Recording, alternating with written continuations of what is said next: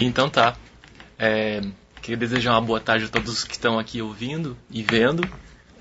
Eu sou Carlos Garcia Júnior, sou atualmente consultor do Ministério da Saúde pela Política Nacional da Humanização e doutorando da UFSC no programa de pós-graduação em Ciências Humanas. Tenho uma trajetória na saúde da família, onde fui apoiador institucional no município de João Pessoa, onde eu tenho um grato carinho. E atualmente estou, então, nessa função no estado de Santa Catarina, onde a Política Nacional da Humanização vem, ao longo dos anos, desenvolvendo ações em parceria com a gestão e na dimensão da atenção. Bom,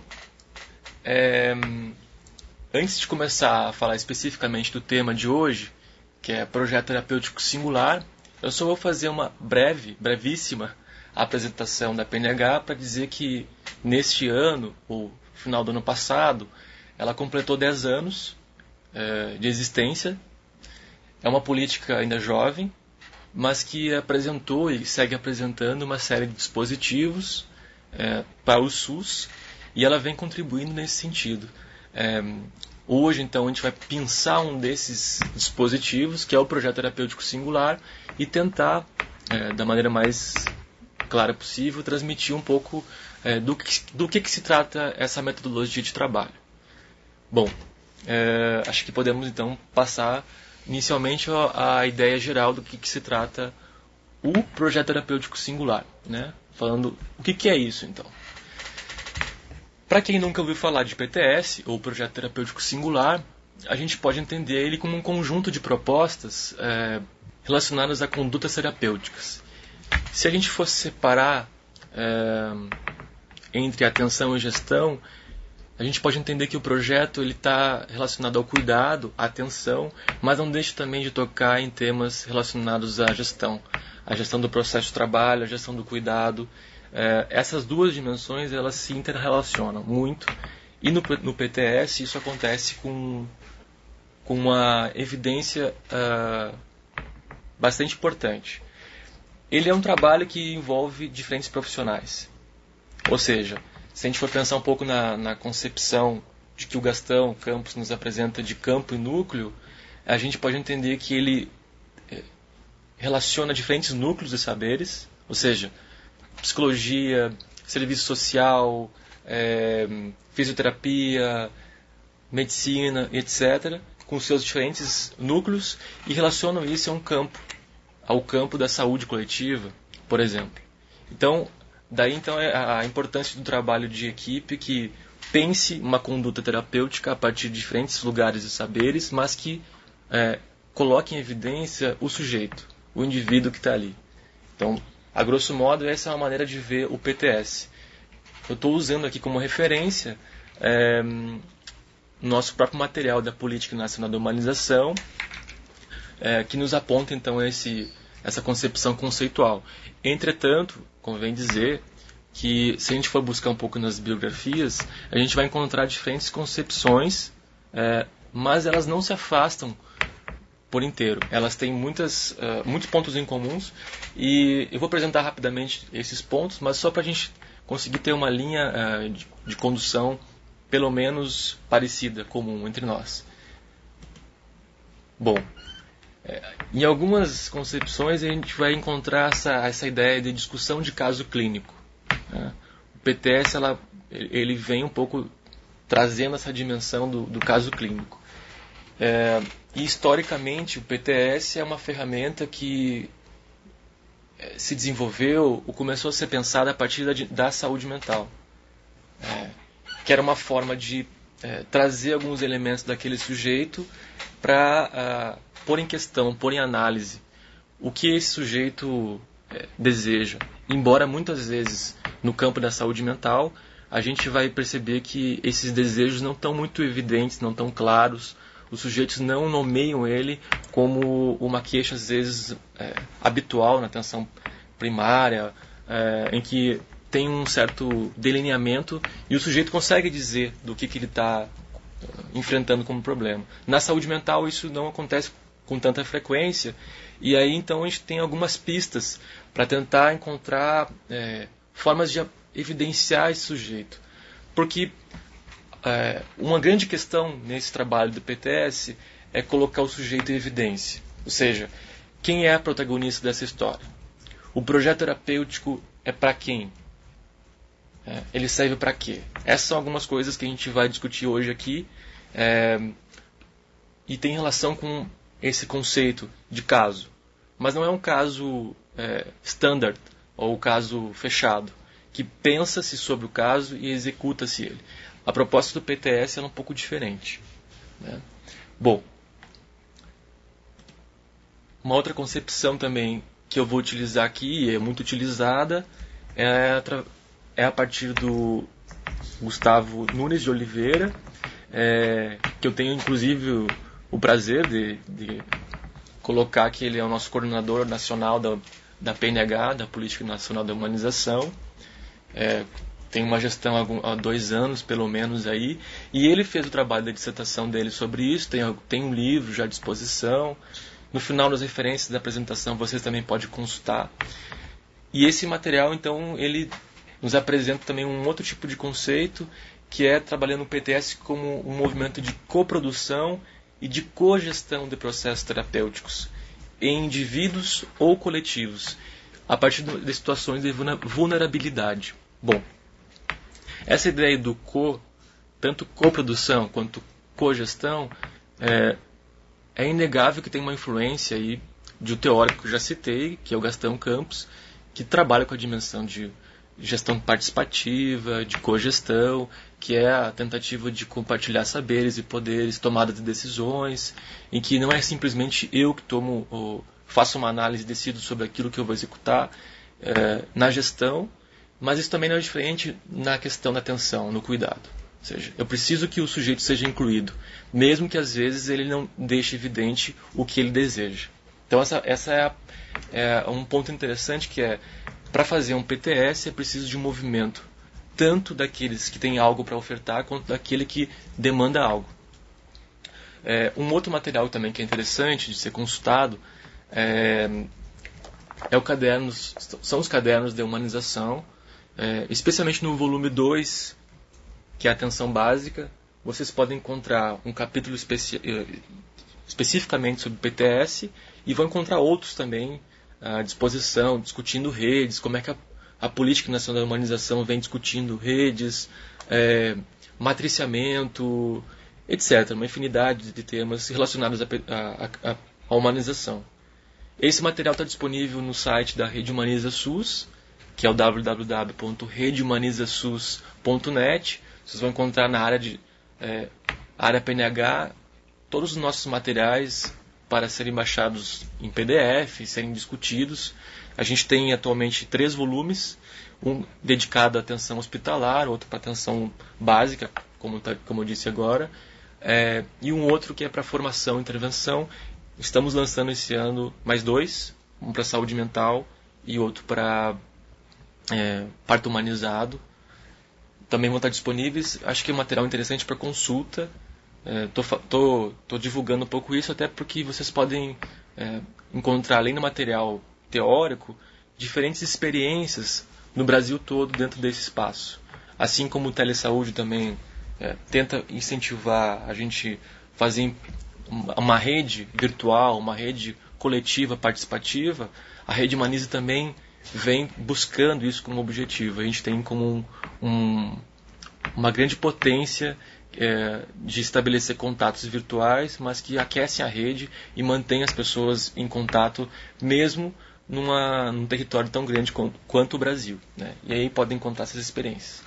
Bom, eu espero que de maneira geral tenha dado uma ideia do conceito de PTS, e eu vou agora fazer alguns detalhamentos. Vocês vão ver aqui na apresentação que eu tentei fazer uma dissecação, entre aspas, de cada palavra que interfere no PTS, quanto ao projeto, quanto ao terapêutico e quanto ao singular. Se a gente for olhar com atenção, a gente vai perceber que o projeto ele é um esforço temporário para criar um produto. Né? Isso é uma visão geral sobre a palavra projeto. Quando eu me refiro a terapêutico, estou falando a concepção de tratamento, de cuidado. E o singular é aquilo que diz respeito ao contexto único, ou seja, aquilo que necessariamente precisa de um espaço que diga como ele deve ser, como ele deve funcionar. E aí que entra também uma delicadeza do trabalho com PTS.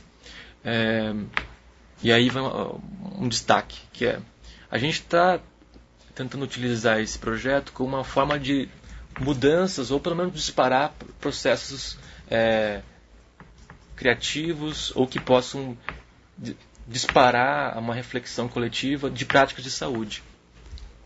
Mas a gente tem que levar em conta que, se a gente for pensar um projeto terapêutico como algo pré-definido, pré-estabelecido, a gente vai deixar de lado um pouco essa ideia do singular, da singularidade. Né? E isso nos é muito importante, porque ela é uma linha tênue.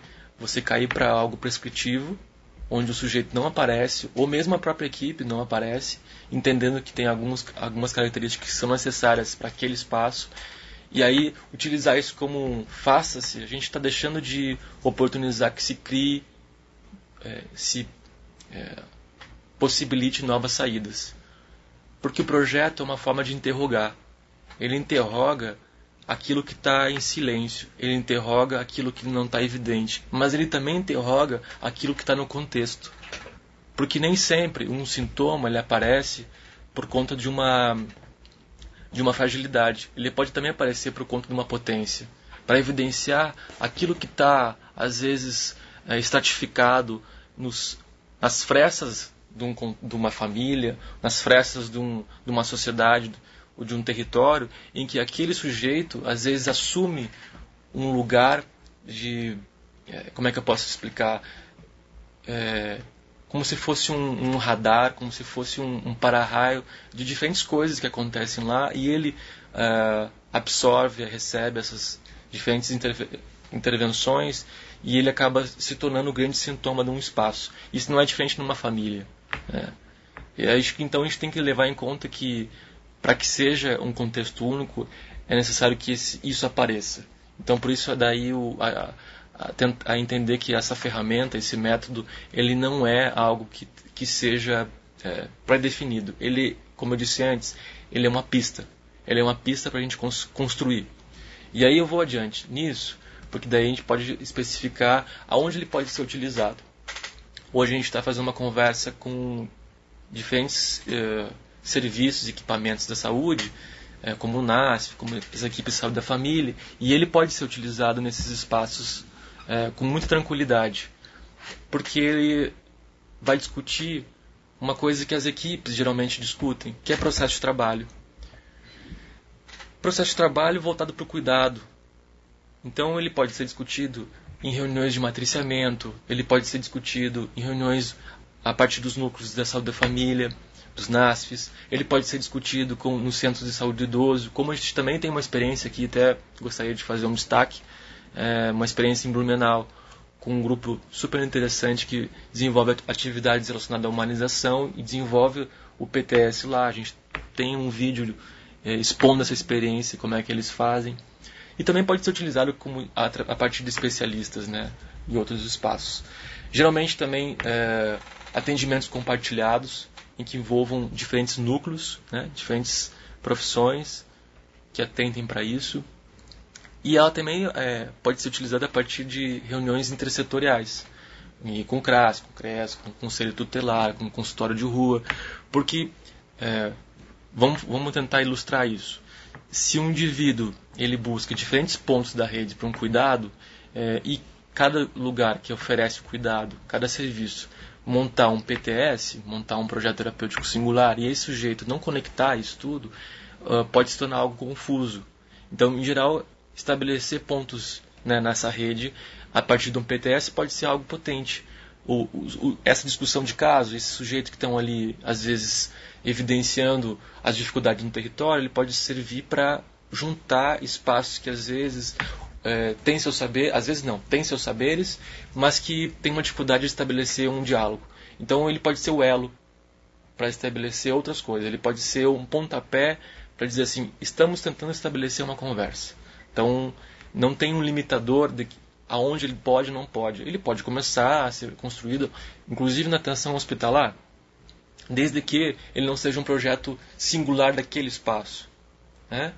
Tem um dito popular que é cachorro com muito dono ou passa fome ou ele acaba engordando, né? Ficando com sobrepeso. Então a gente tem que ter um certo cuidado que é entender por onde esse sujeito passa, por onde ele ocupa, quais os espaços que ele vai ocupando e aí estabelecer esse diálogo. Vamos lá. O que eu tenho que levar em consideração então para a construção do PTS?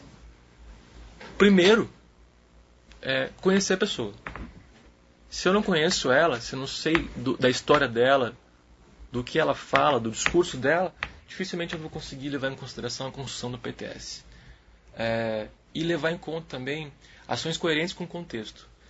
Se, por exemplo, eu penso que determinada conduta, determinada intervenção possa fazer sentido para a minha análise e aí não levar em conta que aquele sujeito tem alguns limitadores, como por exemplo, ele não tem dinheiro para o transporte, ele não consegue fazer o deslocamento, ele é acamado, eu tenho que levar em conta que as minhas ações tendem a ser coerentes com aquilo que o espaço e o contexto da vida diz. Senão, vai ser obsoleto, né? A gente tem que trabalhar com a ideia de que há um ideal, há um real, e a gente trabalha na perspectiva do possível. Porque senão a gente vai deixar de fazer vai ser um eterno projeto e a gente talvez não consiga pôr ele em prática, não consiga avaliar ele, dar corpo para isso. Envolver necessariamente a discussão de equipe, isso sem dúvida, ou equipes, né? Isso sem dúvida é fundamental. Envolver também, às vezes, diferentes atores que estão relacionados àquela situação, daquela individual, ou às vezes coletiva, que é parentes, familiares, enfim, tudo aquilo que possa de uma certa forma contribuir para aquela história. E identificar o que há de potencialidade, o que há de vulnerabilidade. E aí extrapolar não só a questão orgânica, mas também a questão social, como eu já citei, e psíquica. Porque a gente tem que... E acho que essa é a beleza da APS, né? Pelo menos uma das belezas, que é a longitudinalidade. Se a gente entender que aquele sujeito vincula conosco e a gente acompanha ele ao longo de um tempo, a gente pode identificar o que aquilo da história pode ser uma fantasia, o que é real. Isso nos acalma, nos dá uma certa tranquilidade para fazer a intervenção. Porque nem sempre uma intervenção ela pode ter o efeito desejado. A gente sabe disso. Então, ter uma cautela, segurar um pouco a ansiedade para intervir, deixar que esses indicativos que esse sujeito está nos dizendo de diferentes formas, é interessante para a gente conseguir acompanhar com uma forma longitudinal do cuidado. Né? Eu acho que essa é a beleza da saúde da família e do próprio trabalho do NASF, né? Hoje em dia. Então esses são alguns pontos que tem que se levar em conta para fazer a construção do PTS. Parece simples, né? Parece que é quase evidente isso. Entretanto, a gente vai se deparar com uma série de impedimentos. Como, por exemplo, a questão de agendas.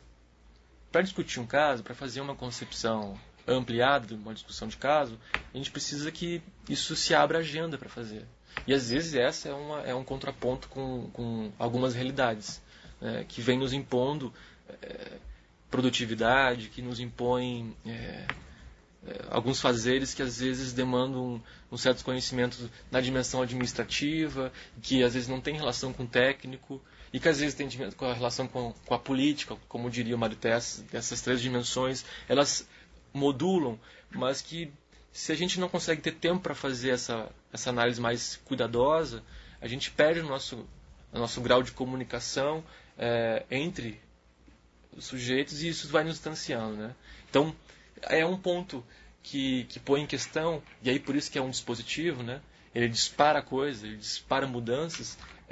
O PTS pode parecer algo simples, mas que na medida que ele vai entranhando, ele vai ocupando espaço dentro de um serviço, ele vai também revelando aquilo que a equipe tem como fragilidade, como potencialidade. Ele não é só um movimento de olhar para o outro, ele também serve para olhar para a gente.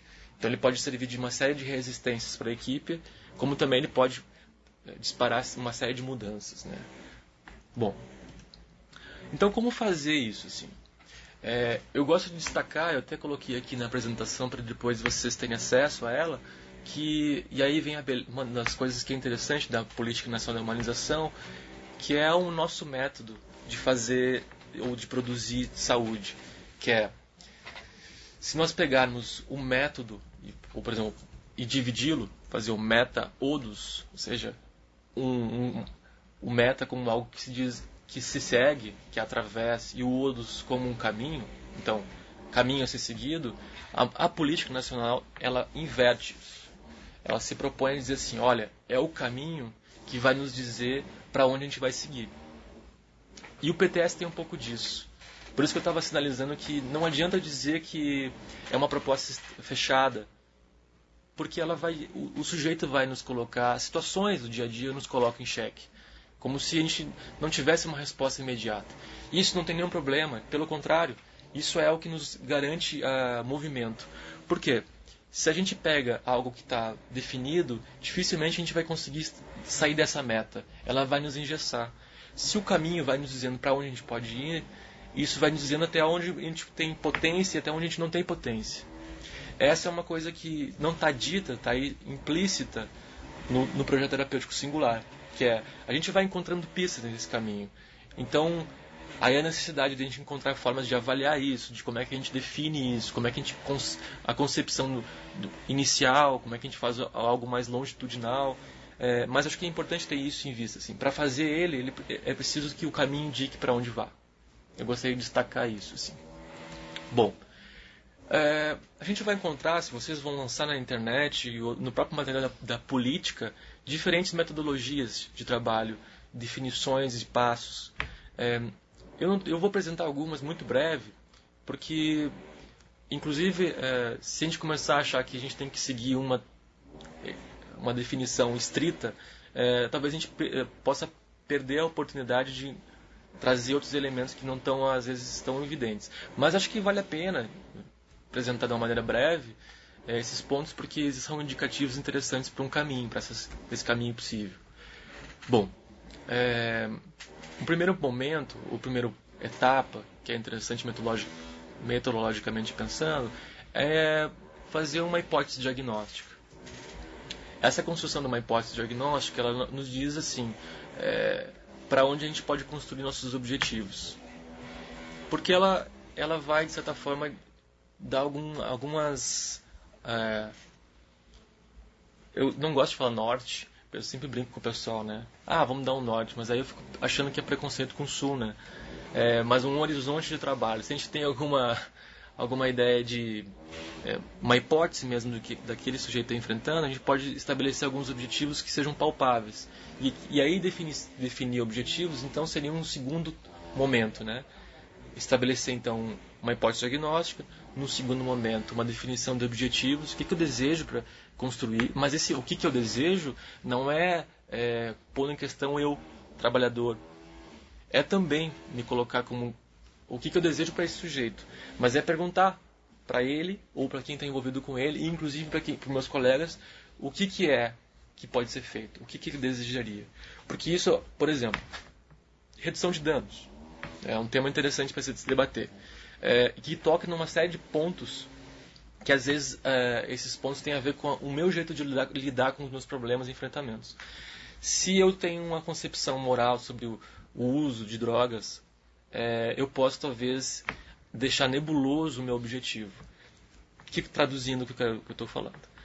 Se eu acho que o objetivo do sujeito tem que ser a abstinência, dificilmente eu vou conseguir negociar com pequenos avanços, com pequenas coisas.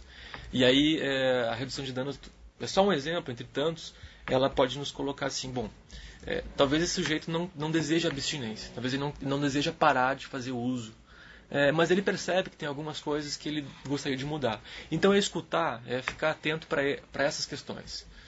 Onde ele aparece, onde reside o desejo desse sujeito. Mesmo que para mim ou para minha equipe, ou para quem compõe está acompanhando esse projeto, seja um pouco angustiante, que gere uma certa ansiedade, mas é que eu sou um indivíduo e tenho os meus desejos, e aquele indivíduo tem os seus desejos, e eles às vezes não estão alinhados, não dizem da mesma coisa.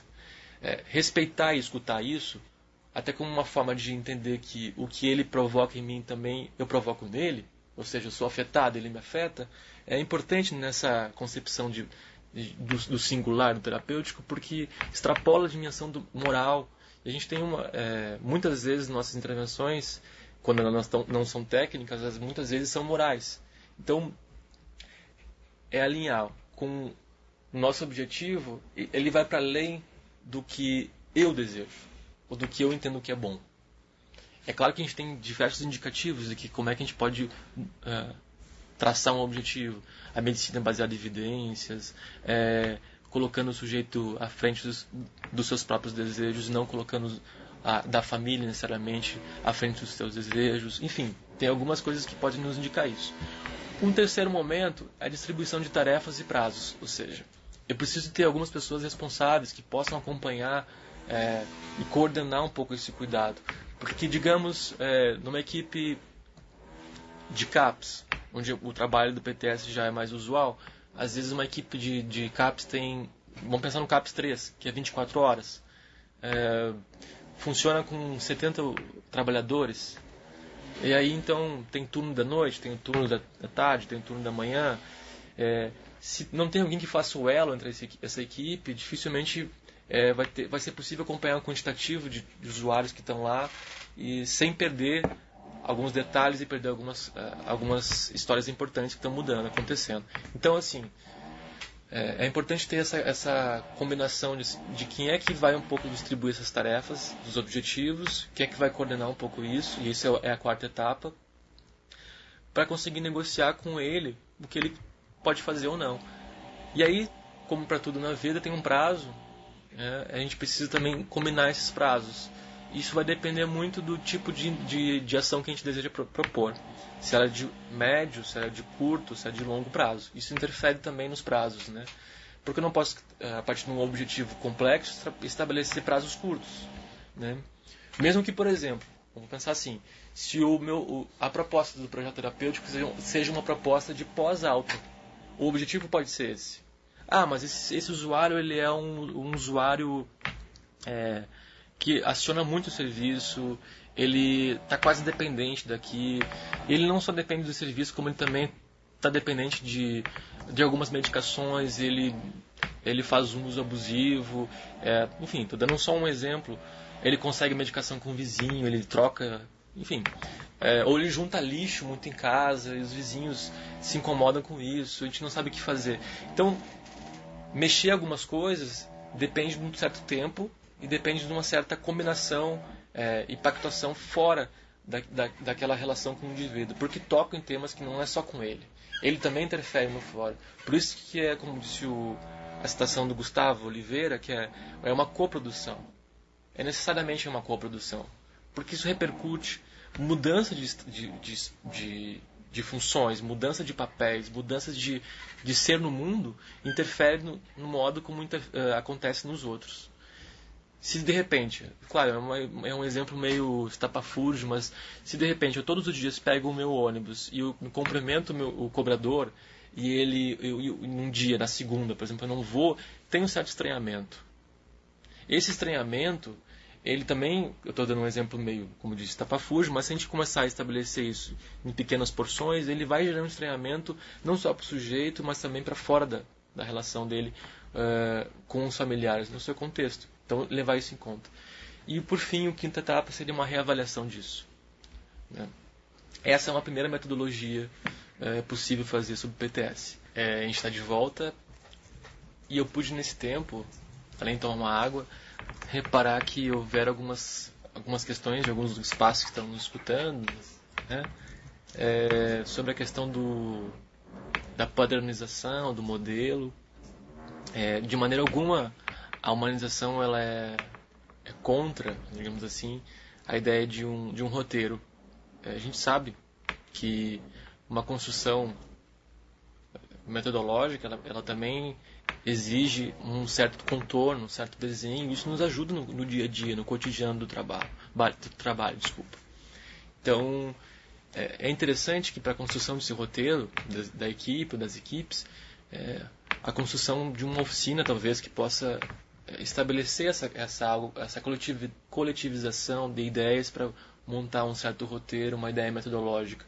Eu apresentei um primeiro modelo e agora estou apresentando um segundo modelo, que é um pouco um mix desse primeiro, que é a ideia de diagnóstico, definição de metas, a divisão de responsabilidades e a reavaliação. Esses pontos eles nos ajudam, senão eu não estaria apresentando eles aqui. A delicadeza é tornar isso uma ferramenta endurecida, de como se isso tenha que se fazer assim, senão isso não se faz, não é um PTS. É isso que eu gostaria de destacar para quem trabalha já com isso, ou pretende trabalhar. Para quem não trabalha, a construção de uma oficina, ou de oficinas que possam produzir esse algo comum, ajuda para que gerem dúvidas, apareçam as questões e aí possa se construir algo comum. Para quem já trabalha, isso já é um pouco mais usual. Esse roteiro já tem alguns contornos, algumas ideias, porque leva em conta o contexto, as vulnerabilidades daquele espaço, o que consegue, o que não consegue. Então, é interessante levar em conta isso, né?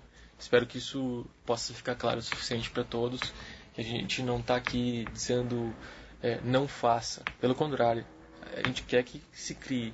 Mas também isso não se virar um artesanato, entre aspas, para tudo, e não tiver minimamente algo que sirva de estofo, fica difícil no dia a dia ter isso com uma certa facilidade de acessar. Então, dá para se utilizar disso no cotidiano, sim. Bom, eu vou adiante. Algumas ideias, então, no primeiro tópico, com relação à questão de hipóteses diagnósticas, é a construção de uma anamnese, que é uma técnica utilizada por diferentes trabalhadores da saúde, que ela, então, elenca diferentes pontos da história daquele sujeito. Ela consegue, então, trazer algumas especificações necessárias, a gente faz um certo esmiuçamento daquela história. Essa é uma técnica muito utilizada. Geralmente, assim, levar em conta aquele técnico ou trabalhador que tem um pouco mais de vínculo com o usuário, isso facilita também, porque se começa diferentes trabalhadores a fazer um inquérito, digamos assim, entre aspas, sobre uma situação, ele pode se sentir desconfortável, pode recuar, pode se sentir exposto, pode ficar paranoico, pode ficar ansioso, enfim. Tudo é que nem aquela síndrome do jaleco branco, né? A gente pode disparar coisas se a gente não está um pouco mais claro como a gente vai conduzir aquele processo. Então, nesse primeiro momento da hipótese diagnóstica, levar em conta também que aquele sujeito pode estabelecer um vínculo, entender essas ideias de limitações que ele tem, o que tipo de recuperação ele pode ter, se é uma proposta de ele vincular com outro serviço também. Tudo isso, então, num primeiro momento. E aí é muito comum, então, se utilizar a anamnese, como eu disse, que é uma ferramenta já bastante usual da clínica, né? Ela consiste numa entrevista entre profissional ou entre profissionais, que vão fazendo um certo registro dessa história. Ela tem um exercício posterior, que é uma ideia de proposição, né, do que ele pode ter na sua história, mas também resgatar algumas coisas, faz um exercício mais retrospectivo, né, identificando então algumas patologias. E além da amnésia, uma outra ferramenta também que é bastante utilizada e pode ser útil é o genograma, que é uma representação gráfica então da estrutura familiar, dos arranjos familiares, né, que consiste nessa história. Eu estou apresentando aqui nos slides alguns modelos que servem.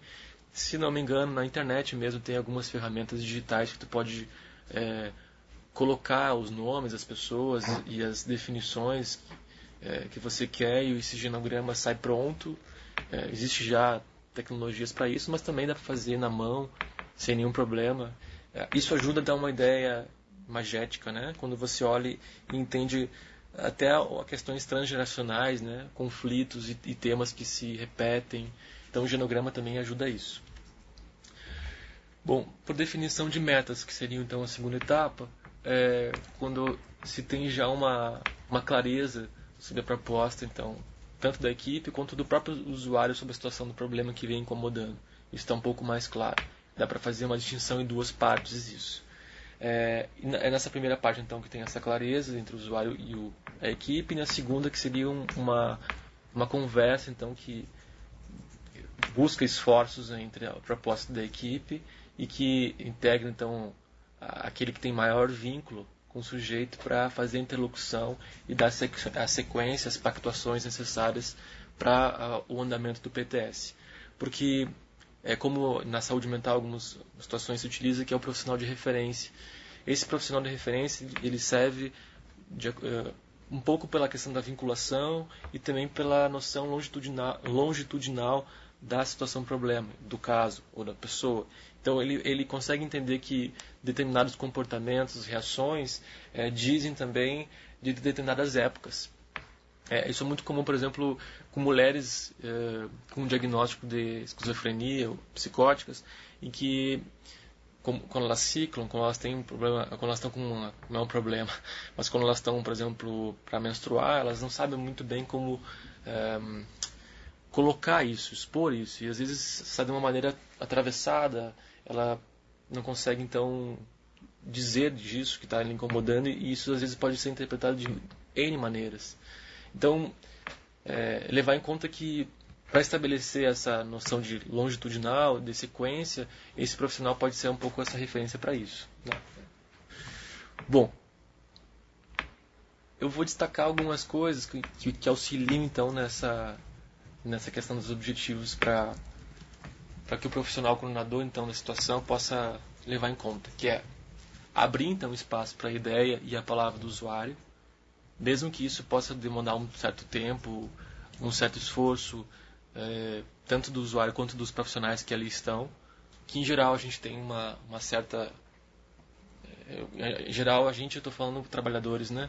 A gente tem uma certa necessidade de dar respostas para problemas, porque a gente lida com isso no cotidiano, então a gente tem o limitador de tempo, a gente tem outras coisas que nos consomem, então certas vezes a gente tem que ter um certo...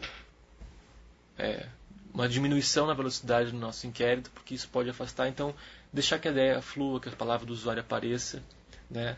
Não tornar um diálogo tão técnico. É possível para fazer algum tipo de brincadeira, algum tipo de piada, desde que isso possa ter já uma relação de vínculo, ou então se utilizado de algumas formas de linguagem que não afastem, assim. Ditos populares também ajudam, tentar realmente aumentar o grau de comunicação entre o trabalhador e o usuário para que algo fique comum, porque a gente pode distanciar pela comunicação, né? Isso a gente sabe, é natural. E tentar não assumir uma posição de neutralidade, porque a gente sabe que a neutralidade ela não existe, assim, embora isso temas de discussão. A partir do momento que eu busco trabalhar com a saúde, por exemplo, eu já tenho necessariamente uma interferência de porquês, de ideias que relacionam com isso. Então, eu estou atravessado por desejos, por vontades, interesses. Isso aparece tanto no que eu falo, tanto no que eu escuto. Então, como é que eu não vou tornar isso visível? Como é que eu vou deixar isso não dito? Então, é tentar fazer disso nosso aliado, não o nosso inimigo, né? Colocar isso em questão também. Bom, no terceiro momento, então, a divisão da responsabilidade, que é então que condições então para esse sujeito fazer dar andamento para a sua história, essa busca de objetivos, e estabelecer necessariamente um cronograma de ações. Isso também é interessante porque dá uma noção de eu ia falar objetividade, mas aqui não sei se é bem essa palavra, mas de que a gente está fazendo um monitoramento, a gente está fazendo não só um planejamento, mas um monitoramento e posteriormente uma avaliação. E a gente vai pensar que monitoramento às vezes está muito relacionado à gestão, mas se a gente está pensando em gestão, cogestão do cuidado, a gente também precisa de prazos, um cronograma de ações, porque senão a gente pode negligenciar, a gente pode deixar isso de lado. Então, como fazer isso? Se a gente tem isso mais visível, ou seja, o que eu quero dizer com mais visível? Se esse projeto está em evidência, ele não fica guardado num canto, num espaço que não tem rotatividade para se consultar, a gente vai, se ele não está nesse espaço, a gente consegue acessar mais essas informações e olhar com maior clareza. Então, às vezes as informações podem ser sucintas, os prazos também, as ideias podem se resumir a 1, 2, 3 folhas, que nos ajude a consultar. Porque se a gente começa a fazer um detalhamento muito grande, a gente começa a nos perder nessa ideia de projeto e vira algo mais relatorial, mais narrativo, que é interessante também ter essa ideia, essa proposta de fazer algo mais discursivo. Mas para fazer esse monitoramento de ações, identificar isso, é importante ter algo mais claro, que não fique muito poluído de informações, né? Isso pode ser um aliado, mas também pode, em alguns casos, não aliar tanto. Bom, esse cronograma, então, ele conta então a periodicidade da reavaliação e a produção de efeito que aquele caso está conseguindo ou não, e levando em conta então a tolerância de questões dos danos e fazer com que a história não vá, digamos assim, perdendo a força, deixando de aquecer as ideias e provocando reflexão. Então, levar em conta então que aquele sujeito está conseguindo produzir a partir daquelas propostas, mudanças, ver o efeito disso e também ver que tipo de discussão a equipe está se colocando a partir dele. Porque um caso ele também toca em outros casos. Ele nos ajuda, tem um certo espelhamento. Assim. A gente, com o tempo, vai identificando algumas repetições, alguns pontos que se tocam, que possam ter uma certa linearidade, e a partir disso já servir de pista para resolver algumas coisas. Eu não estou dizendo que todos os casos são iguais, longe disso, mas que a gente vai adquirindo um certo know-how, um certo conhecimento que nos deixa atento, a escuta mais sensível para algumas coisas. Casos de suicídio, por exemplo, que a gente tem um limiar muito tênue de uma fala que pode sair no meio, entre outras, de um desejo de morte, um desejo de apagamento, e a gente pode negligenciar ou também hipervalorizar aquela fala. Isso, sim, a gente, com o tempo e atenção a esses efeitos, a gente consegue ficar um pouco mais cauteloso e aí não ficar simplesmente refém de um só profissional. De refém, eu digo assim, de esse técnico de referência ser, mas aquele teu caso lá, é você que tem que resolver. Isso que também às vezes a gente pode identificar como é que são os processos de trabalho das equipes. E é isso que eu estava me referindo ao PTS como disparador de processos de mudança. Porque se esse tipo de fala aparece, a gente vai identificando qual é a corresponsabilidade nos casos. O que então esses sujeitos que estão junto comigo naquela equipe participam ou não de decisões. Porque eu posso ser aquele que me aproximo do usuário, do sujeito, e tento dialogar, tento estabelecer pactuações. Mas eu não sou o portador, aquele que diz como tem que funcionar ou tem que transmitir recados para o usuário. Na verdade, eu sou aquele que tenta estabelecer um fio, que tenta fazer, que permite que exista um buraco. Que a gente vai pensar em rede, por exemplo. A rede ela se estabelece também com o furo. São pontos, né? Pequenos pontos. Mas é necessário ter um furo para que ela seja rede. Porque senão ela é totalmente fechada. Então, para que isso aconteça, para que esse sujeito também apareça, é preciso esses furos.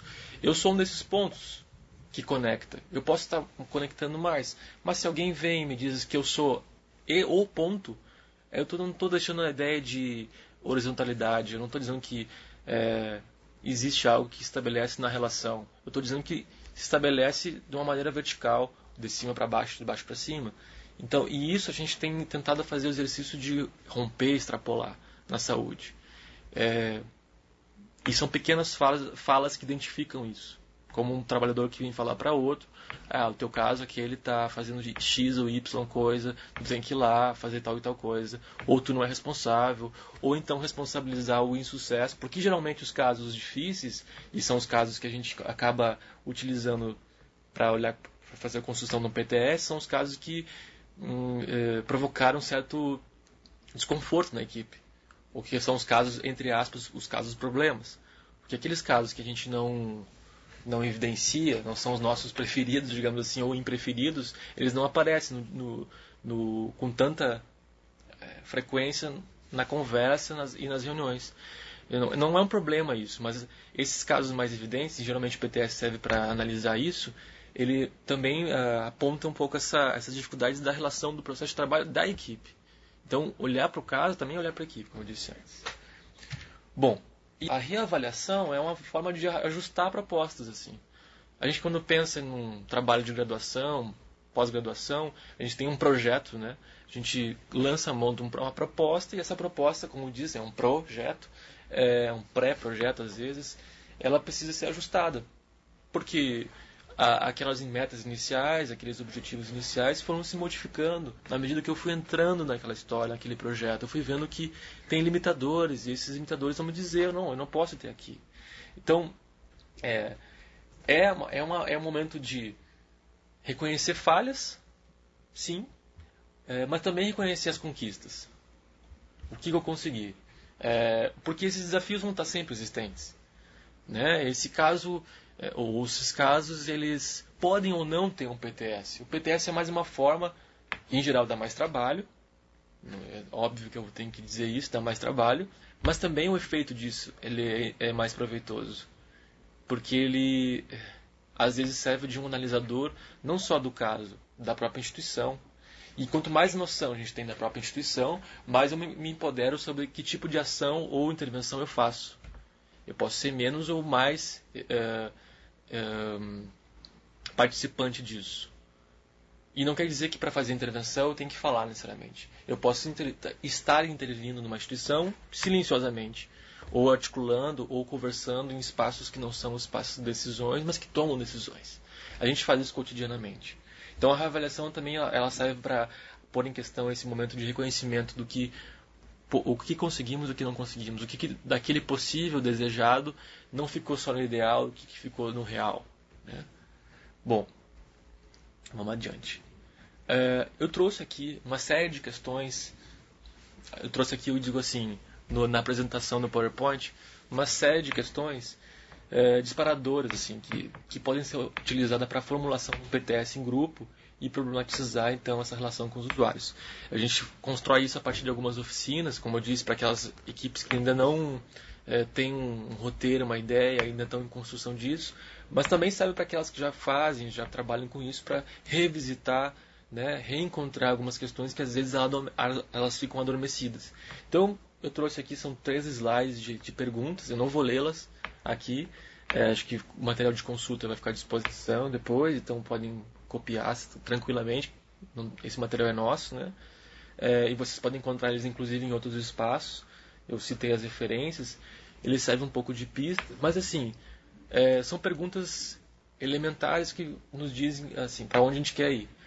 E se a gente for analisar com mais minúcia, a gente vai perceber que são perguntas que dizem da gestão. Gestão de um projeto, a gestão de uma proposta, a gestão de um trabalho, sobre o cuidado, que não necessariamente, é óbvio que no caso do PTS não lida com recursos, mas que é uma gestão, porque a gente está associando um pouco gestão com recurso, mas não é o caso. Perguntas do tipo, de onde vem, aonde mora, com quem mora, como se organiza, porque eu posso fazer algumas suposições a qual, se eu não tenho uma noção da realidade, geralmente os ACS que nos são importantes nesse processo, os agentes comunitários de saúde, eles nos dizem assim, mas do que adianta eu indicar certo cuidado se ele não consegue fazer tal ação, tal cuidado? Não adianta eu pular uma certa etapa se ele não tem a anterior. Eu lembro muito da história de uma situação na Paraíba que minha companheira contou sobre uma situação que me chamava muita atenção, destacava que as pessoas às vezes iam até a unidade de saúde, na SF, para buscar cuidado para os seus filhos, e às vezes elas indicavam que gostariam de um xarope, por exemplo. Essa foi uma que me marcou. E ela indicava que não tinha porquê a prescrição do xarope.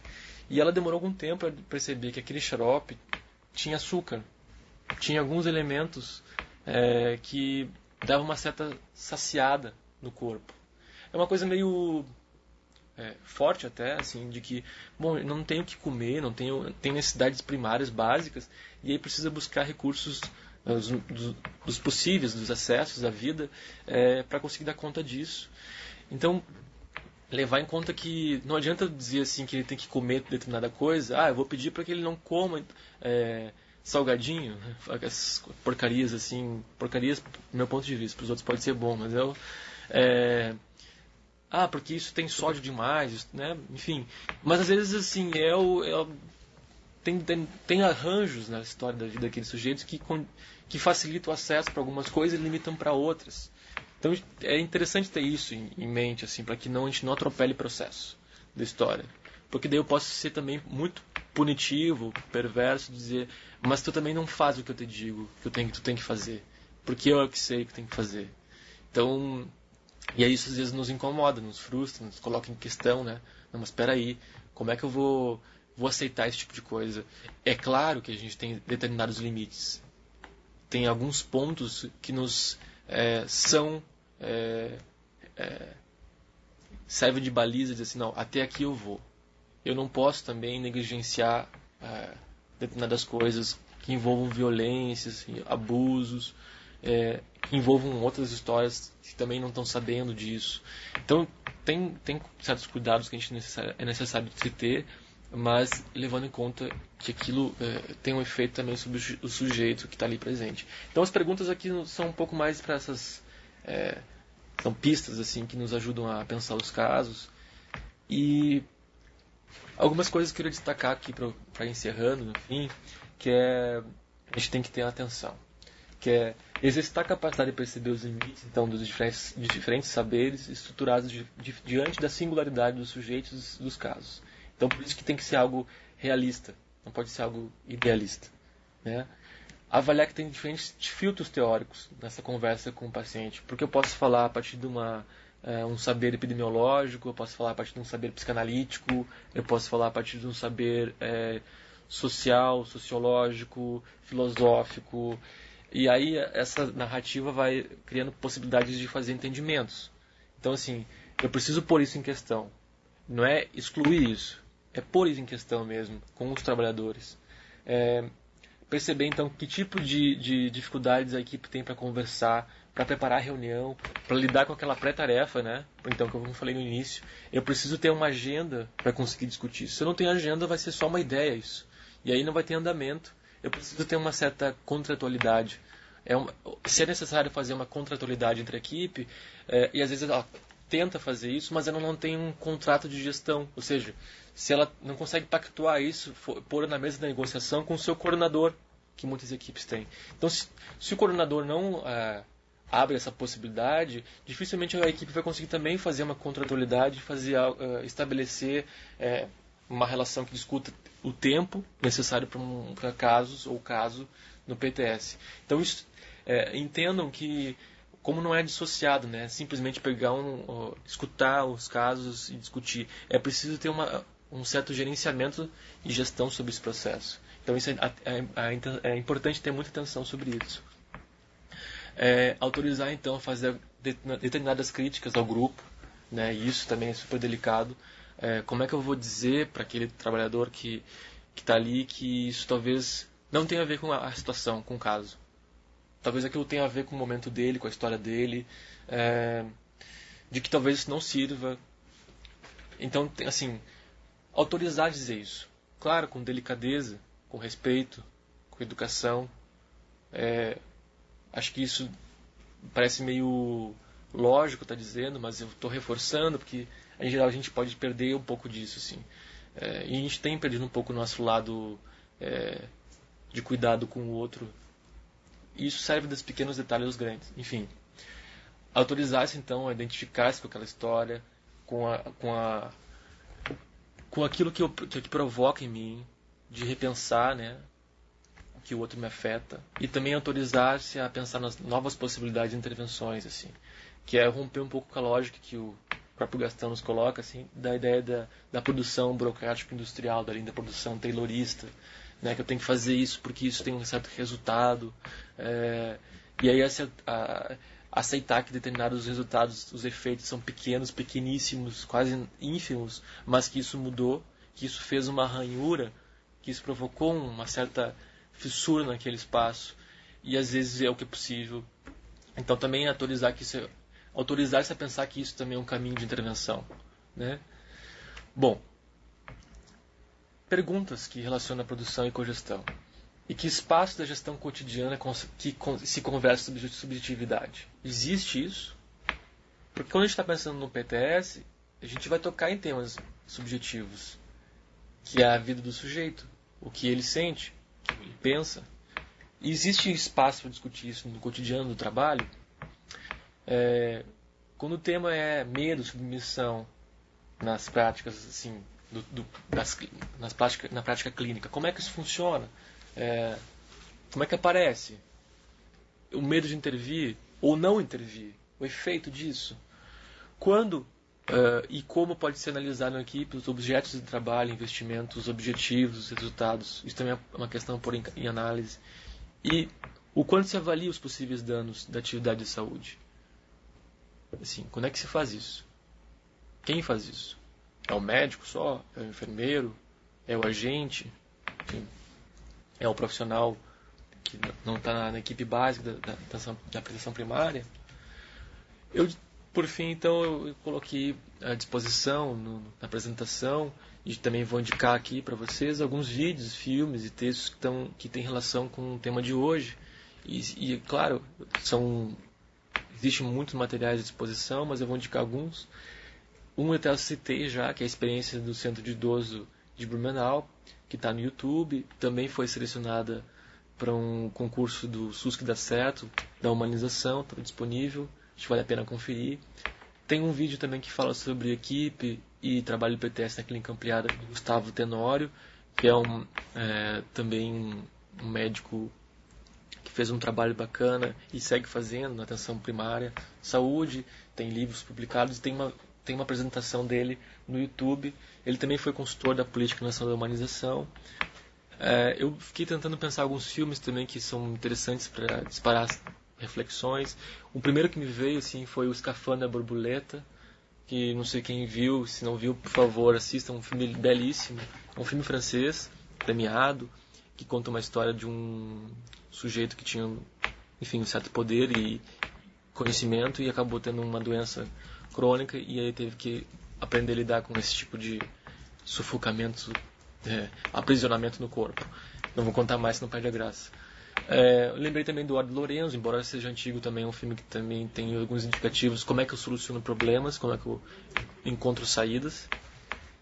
Textos que eu já citei do próprio Gustavo, Projeto Terapêutico, que tem um livro lançado. Tem um texto sobre redução de danos à saúde mental, do pessoal do Rio Grande do Sul, que é bem interessante também, que fala da abordagem de redução de danos na atenção básica, que é legal para pensar essas alternativas de protagonismo do sujeito. E eu também coloquei algumas referências do material que eu utilizei hoje aqui na apresentação que me guiaram. Eu me coloco à disposição para quem quiser continuar a conversa via e-mail. Também coloquei meu celular, embora o e-mail seja uma forma mais detalhada de colocar questões, está aqui à disposição. Eu fico então à disposição para perguntas também agora aqui.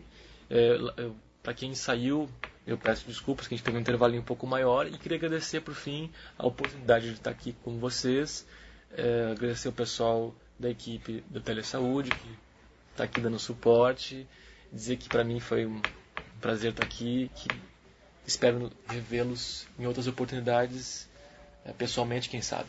Acho que é isso.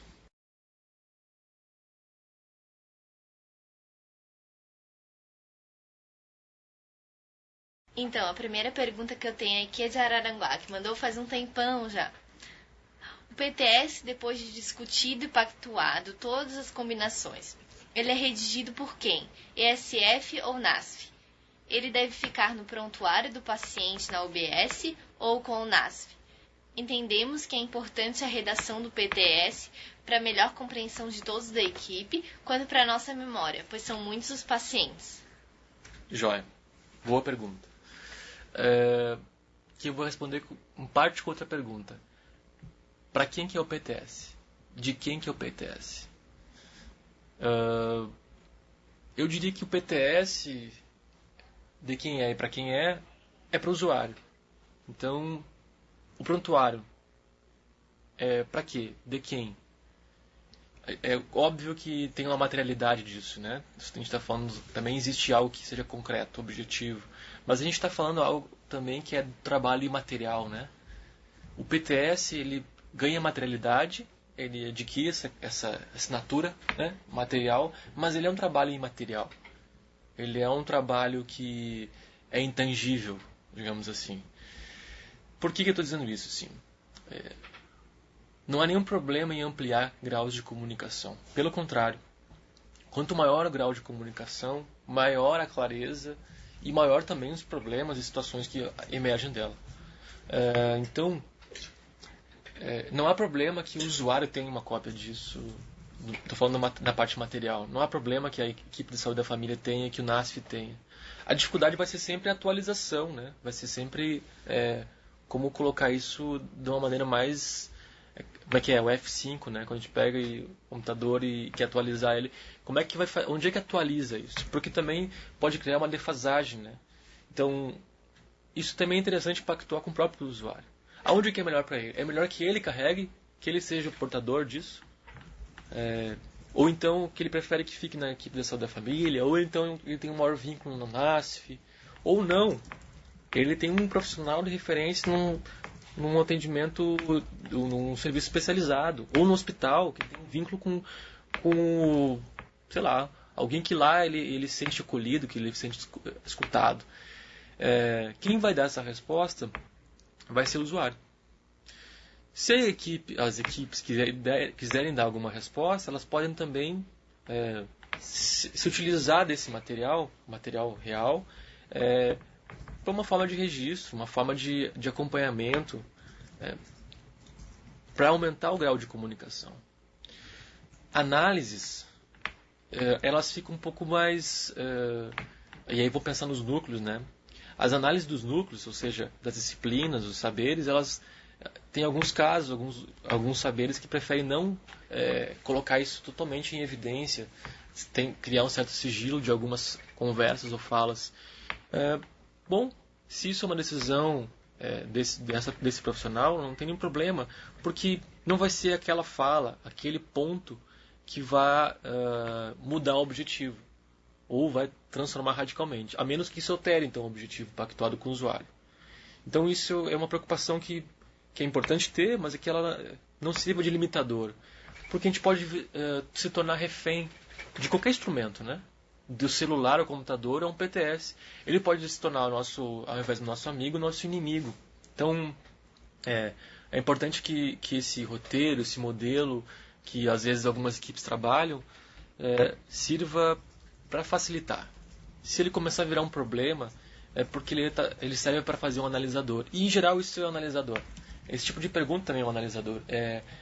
Nós temos uma certa tradição de nos cuidarmos enquanto instituições, enquanto trabalhadores de instituições. Enquanto uma ferramenta, eu estou falando diferente do, por exemplo, fazer uma sala de situação, de fazer um CIAB, né, de a gente começar a fazer, como é que está a questão do hiperdia, enfim, PMAC, pessoal que agora está adorando discutir isso. Eu não estou falando desses dados objetivos.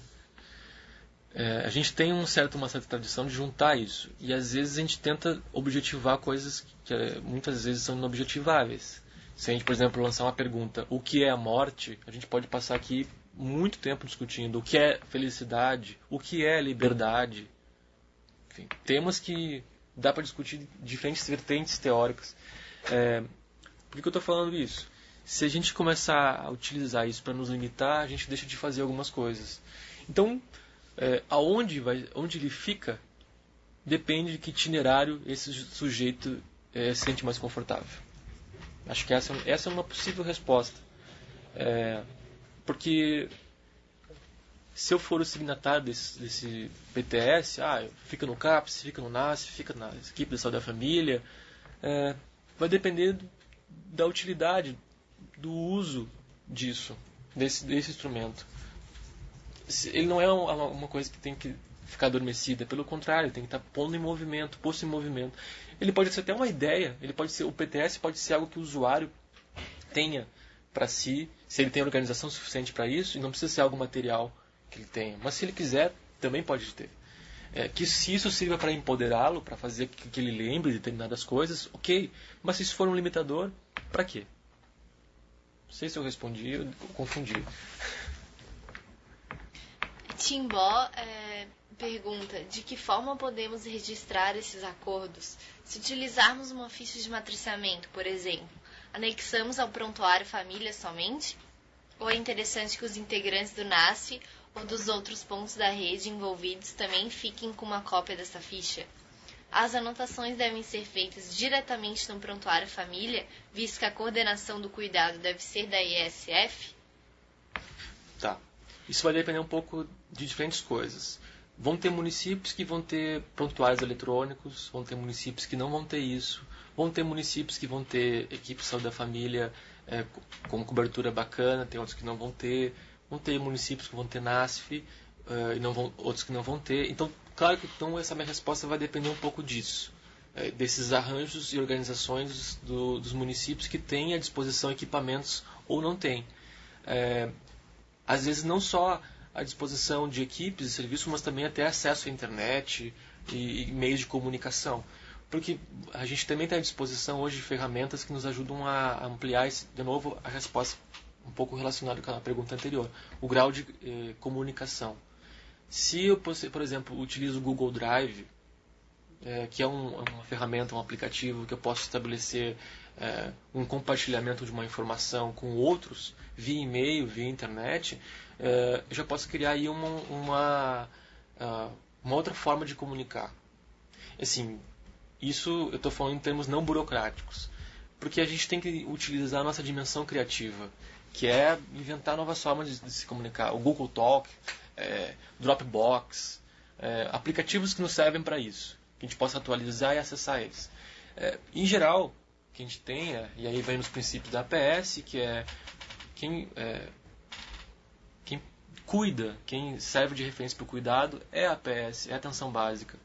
Então, o prontuário, ele pode, por ser mais manuseado, por estar no território, porque às vezes esse sujeito ele tem dificuldade de sair no território, a equipe de saúde da família, por estar mais perto, ela pode ficar com essa, abre aspas, essa responsabilidade, ou compartilhar essa corresponsabilidade, isso é uma referência, pode sim, porque esse sujeito tem uma equipe de referência. E, em geral, essa equipe de referência é a saúde da família. A proposta é essa, né, alguns espaços. Eu não sei se eu consegui responder, tem várias perguntas em uma, né, mas uma resposta é essa. Tem como, por favor, reler? Toda a pergunta? Não. Uma parte dela, acho que no final eu não... Deixa eu ver o final. As anotações devem ser feitas diretamente no prontuário família, visto que a coordenação do cuidado deve ser da ISF? Sim. Sim. Mas não só. Acho que essa é uma múltipla resposta. Salto Veloso pergunta que tipo de profissionais podem fazer parte do tratamento de PTS.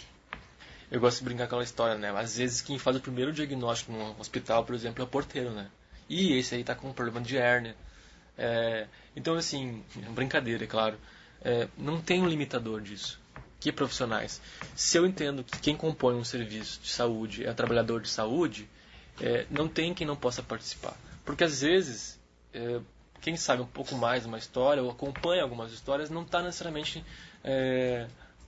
observando aquele caso. Às vezes pode ser alguém do administrativo, especialmente dos ACS, que tem noção do território, das pessoas que vivem lá. Porque elas e eles trabalham o horário de funcionamento do serviço, mas eles moram lá. Então, às vezes tem uma abordagem no final de semana, às vezes come um churrasco junto, vai pra praia junto, transita naquele espaço. Então, as pessoas abordam, e isso também é uma dificuldade, às vezes, até para o próprio trabalhador, agente comunitário, que está ali no dia a dia. Né? Porque daí não sabe, é confuso tudo isso. Na verdade, então, voltando à pergunta, não tem um limitador de quem possa participar. A gente tem alguns certos pactuações internas, que a gente pode estabelecer, dependendo de cada espaço, assim, de como é que a gente guarda um certo cuidado com algumas falas. Porque tem temas polêmicos e que hoje em dia circulam pela sociedade. Temas como sexualidade, temas como droga, como religião. E isso, dependendo da utilização que eu posso fazer disso, pode atrapalhar alguns caminhos. Ou às vezes melhorar. Então, sim, tem definições que a gente estabelece com os profissionais, porque aquela é uma conversa que diz respeito àquele sujeito, né? Então, desde que isso seja respeitado, não tem nenhum tipo de limitador. É só o pessoal do nível superior que participa e faz PTS. Não. Participa quem sabe ler, ou pelo menos que sabe alguma história daquele sujeito, às vezes não sabe nem ler, mas que tem algum conhecimento sobre aquela história e tem desejo de participar. Acho que esse é o principal critério. Desejo de participar e desejo de contribuir. Luiz Alves diz que muitos não valorizam as reuniões que a equipe tem necessidade de realizar e discutir os casos. Para a realização de um PTS, precisam desse momento de discussão. Então, como sensibilizar o gestor? Certo.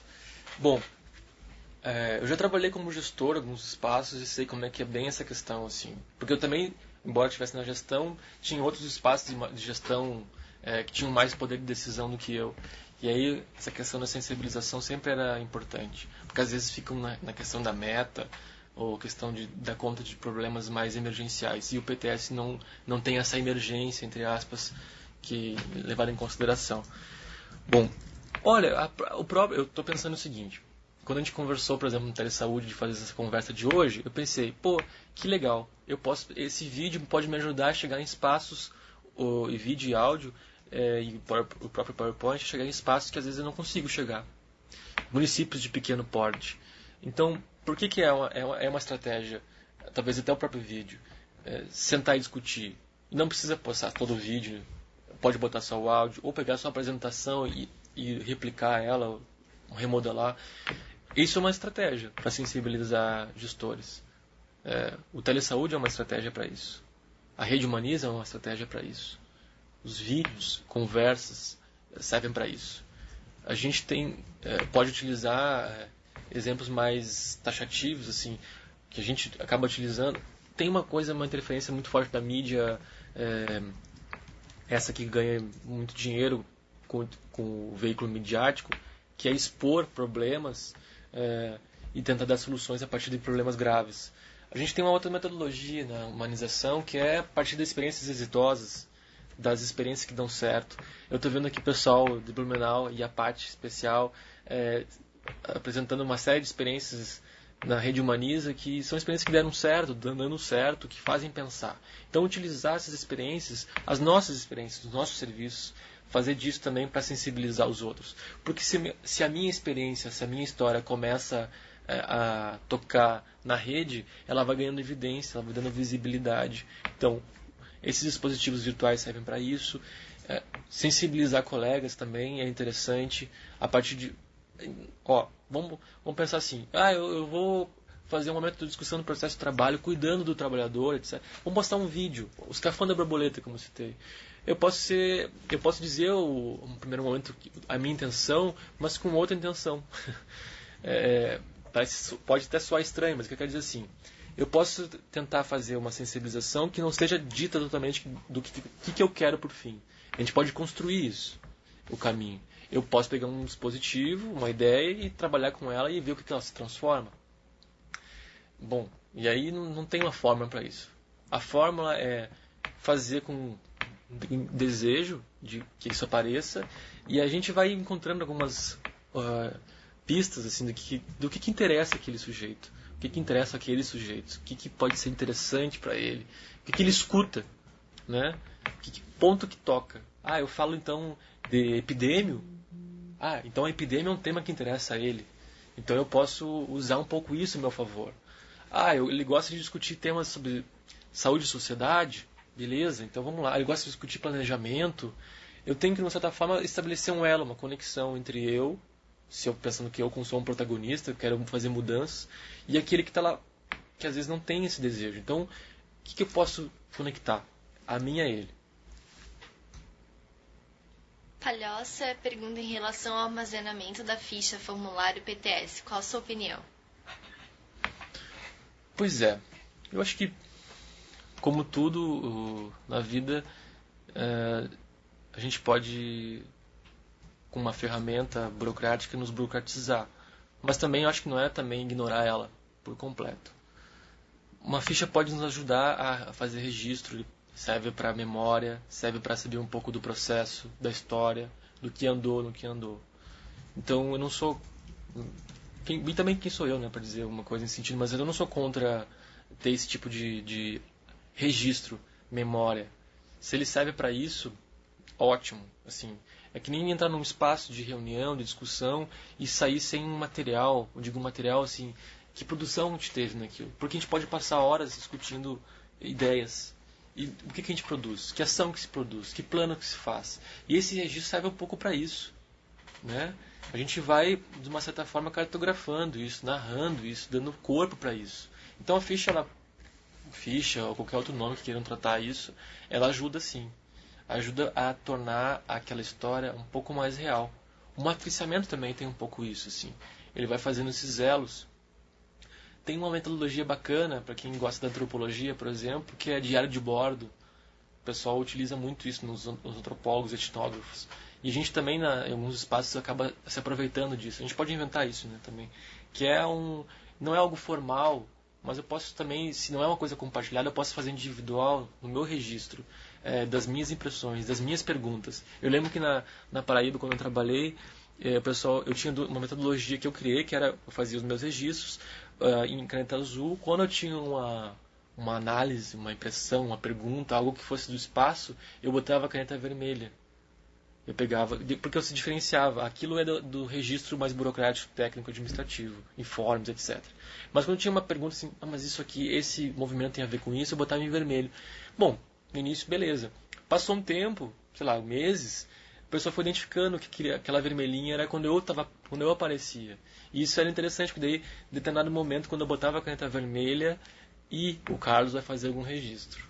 E tinha um efeito para as pessoas isso, né? Que eu ia fazer o registro na caneta vermelha, por exemplo.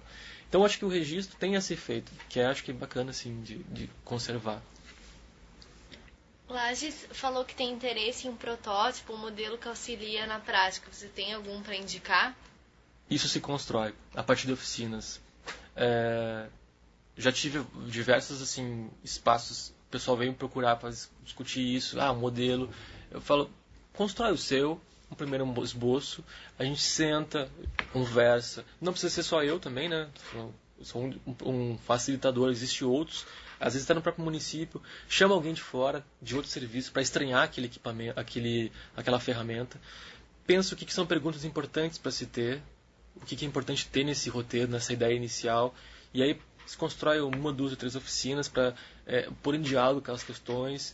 E aí vem alguém de fora, estranha aquele instrumento, mas para que eu quero saber disso? Isso vai qualificando para saber o que daquela equipe, daquele lugar, daquele território serve. Porque daí pode ganhar corpo isso.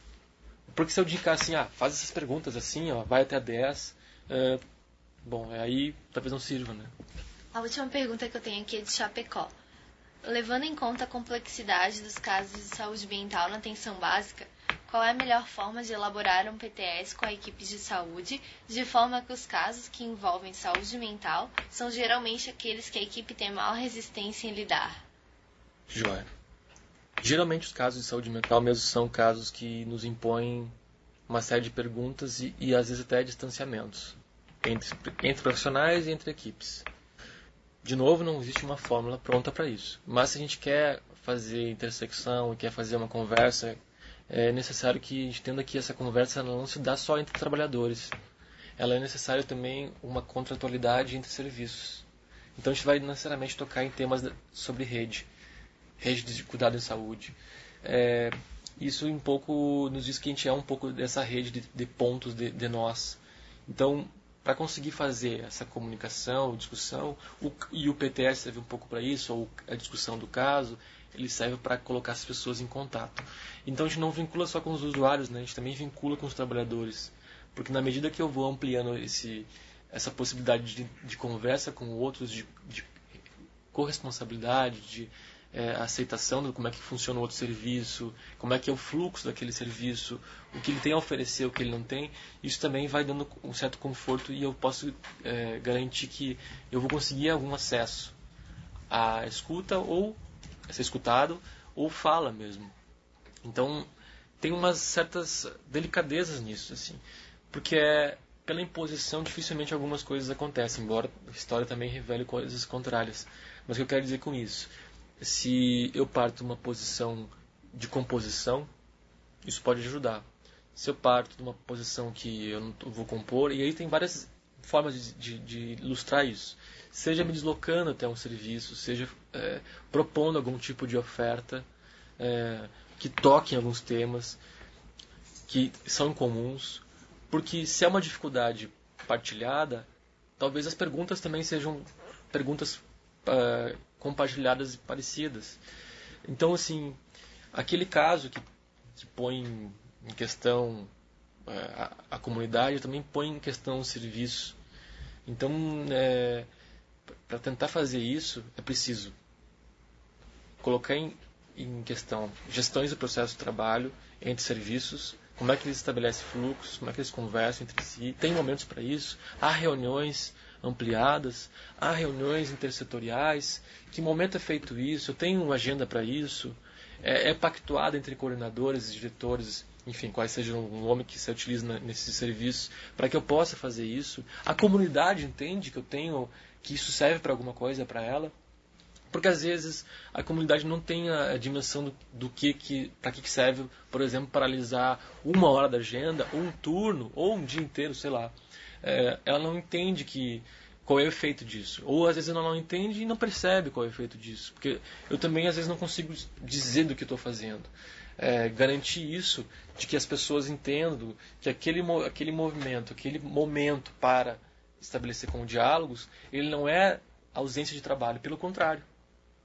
E porque a gente tem uma certa tradição de que achar que a gente está trabalhando é quando a gente está produzindo algo mais mecânico, algo que tem algum tipo de solução imediata. E às vezes parar para discutir também é trabalho. Isso que é uma coisa que eu sempre destacava. Assim. Isso é importante. O trabalhador acha que estudar não é trabalho, por exemplo. Educação permanente. Eu estar lá discutindo um caso que toca no sei lá, algum tema que é uma questão para a equipe, também faz parte do trabalho. E aí, preciso que as pessoas saibam que isso também é trabalho, que eu não estou ali sentado, lendo um livro com outras pessoas, estudando um texto, um xerox, que eu estou fazendo algo que não tem sentido. Não, isso aqui é para algo. Então eu preciso dar visibilidade. Bom, eu lembro que causava um certo estranhamento. E por que então não participa alguém que seja representante dos usuários nessa discussão de PTS? Por que o outro usuário, então, não pode participar? Eu sei que isso é muito polêmico. Ou então, vamos com calma, então, não vamos colocar tanta ousadia. Vamos pensar, então, na reunião de equipe. Por que a gente não pode pensar que outros possam interferir, entender e ampliar o que acontece ali, para que as pessoas possam ter facilidade de dialogar? Porque o que a gente faz é público. A gente está falando de saúde pública. É um bem público. Então, não tem nada ali que possa ser combinado, pactuado. Mas para isso tem que ter algum certo tipo de detalhes que se tem que fazer no fino. Né? Porque senão isso não acaba, às vezes, até mais distanciando. Mas a gente está falando de um nó crítico que talvez não seja dos municípios só de Santa Catarina. A gente está falando de um nó e de um método de fazer gestão de saúde que é ainda novo no Brasil. Falar em compartilhar saberes e poderes é muito difícil, é muito complexo, então é um exercício. A gente frustra, a gente se cansa, mas a gente vai buscando contagiar com ideias e perspectivas que nos façam sentido, porque me motiva o trabalho assim. Às vezes eu me sinto derrotado, às vezes eu me sinto vitorioso. E isso talvez não tenha uma forma pronta, assim. Eu acho que acabei dando uma resposta muito ampla, mas para dizer da complexidade da pergunta. Não é uma pergunta que, talvez lendo o guia de matriciamento, ou lendo 1 ou 2 cadernos temáticos, como tem na atenção básica, como tem na saúde mental, que são bacanas, e acho que vale a pena acessá-los, que vai dar conta disso. Porque a gente está falando de alguma coisa que na humanização nos é muito cara, que é a gente lida e estabelece todo o tempo algo que é relacional. A gente cria materialidade para isso, a gente cria várias formas de tornar isso real, mas no fundo, a gente estabelece algo relacional. E da relacional é meio a meio. Como é que dizia o Domiciano? Da pele para dentro quem manda sou eu. Então, da pele para fora, cebolinha, para fora é relacional. Depende da minha relação que eu estabeleço com fora. Então, é isso. Palhelson mandou ali uma última pergunta. Você concorda que a ficha PTS será um norteador, mas um documento que não será o fim em si mesmo? Pois deve estar a todo momento sem dinâmica, pois a vida é dinâmica. Sim, eu falei do norteador, eu brinquei, né? Essa história do norteador me incomoda. Eu prefiro mais como um horizonte de trabalho, porque o norte... Quem diz que o norte é melhor, né? Mas sim, eu acho que ele não é um fim. Pelo contrário, ele pode ser inclusive até o recomeço de algo que questione. O principal é saber que, bom, a vida, claro, é dinâmica, mas que ele tem que ter algum sentido para aquela equipe. Porque eu posso ter o maior desejo como trabalhador de ter uma discussão do PTS, mas se a minha equipe acha que não tem sentido, talvez não seja esse tipo de aposta ou de oferta que eu tenho que trabalhar. A gente pode inventar um outro dispositivo. Os dispositivos estão aí para ser inventados. Apoio matricial, um dispositivo inventado, clínica ampliada, PTS, ambiência. Me ajudem a pensar mais alguns aí agora. Me deu um branco, mas existem outros que a gente pode pensar que são dispositivos de redução de danos mesmo, criados pela gente, seres humanos que, diante de uma dificuldade, criaram alternativas, porque talvez assim a gente precisa adaptar o que a gente tem com faz sentido naquele espaço, né? E às vezes pode começar por uma via e terminar noutra. Né? Isso é bem comum, assim. Ou mesmo a própria função apoio, né? Executar e exercitar essa função de apoio às equipes também é um exercício interessante, né? Porque ela põe em questão um monte de coisas que a gente não, na nossa posição confortável, às vezes confortável de trabalhar só com o núcleo, eu sou fisioterapeuta, eu sou psicólogo, eu sou assistente social, e nos colocar, eu sou trabalhador de saúde, tem um deslocamento. Tem um reposicionamento necessário aí. Bom, então eu não olho só a partir desse conhecimento. Também é com esse conhecimento. Eu falei mais do que imaginava. E espero que não tenha gerado cansaço e talvez até mesmo as próprias expectativas quando a gente vai discutir um tema que não é um tema que só eu converso, mas que muitos conversam e tem uma expectativa sobre como é que vai andar as minhas... eu gostaria de destacar tal ponto, gostaria de ir para tal caminho. Então isso é muito... Estou experimentando aqui com vocês um pouco essa função de meio, de entre, porque a principal acho que era disparar um pouco curiosidade, e aí o fino, a parte mais detalhada, isso pode se estabelecer com outras formas de comunicação e relação. Bom, continuei falando muito. Eu queria agradecer, dizer que foi bacana e eu estou me sentindo bem assim e feliz por ter feito essa conversa com vocês. Obrigado pelas perguntas. Eu estou vendo um monte na sala de bate-papo aqui, um monte de perguntas e eu fico muito feliz que estão aparecendo elas aqui. E também não tenho problema com críticas, né? Porque acho que daí me ajuda também a ver, quem sabe esse ponto pode ser diferente. Me ajuda bastante. Então, em nome da Política Nacional da Humanização, eu agradeço o convite e a paciência, e em meu nome eu agradeço pela oportunidade.